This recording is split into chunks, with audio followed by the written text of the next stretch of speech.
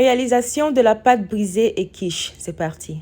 Pour réaliser votre quiche, vous pouvez soit acheter votre pâte brisée ou le réaliser vous-même. Si c'est le cas, voici comment ça se passe. Dans un bol, tu vas prendre ta farine de blé tout usage, ensuite ajouter sucre et sel. Après ça, tu vas prendre ton beurre bien glacé que tu vas découper en petits morceaux.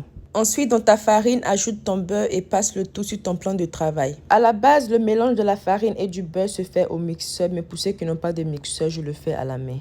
Le but ici est de ne pas mélanger notre beurre à notre farine de manière pâteuse, mais d'incorporer notre beurre en petits morceaux dans notre farine pour qu'on obtienne un effet sablé. Comme ça, quand la pâte sera prête, on pourra toujours observer des petits morceaux de beurre là-dedans.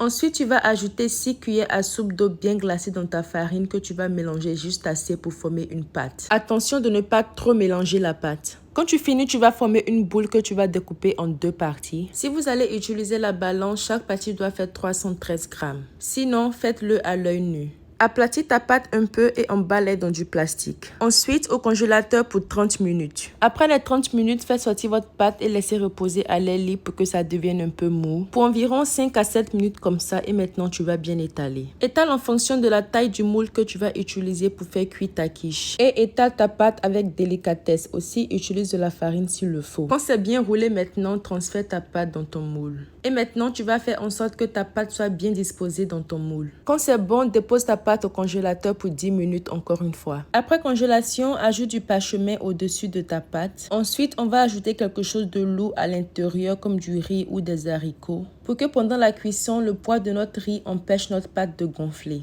Ensuite, tu vas pré-cuire ta pâte pour 200 degrés Celsius pour environ 20 à 30 minutes. Pré-cuire notre pâte brisée va permettre à ce que notre croûte à tarte reste bien croustillant.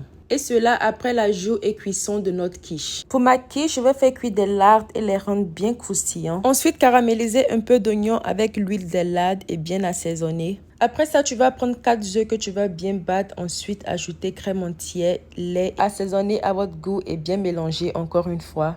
Et comme fromage, vous pouvez utiliser gruyère, mais par défaut, moi j'ai fait un mélange de fromage suisse et gouda. Pour l'assemblage, ajoutez vos oignons et lardes, ensuite fromage. Après ça, ajoutez votre mixture de lait et œufs. Et si vous le voulez bien, ajoutez encore plus de fromage et de lardes. La cuisson va se faire à 190 degrés Celsius pour environ 45 minutes à 1 heure ou jusqu'à ce que votre quiche soit prête. On va maintenant couper. Notre croûte se décolle très facilement de notre moule. C'est bien doré et c'était très bien croustillant.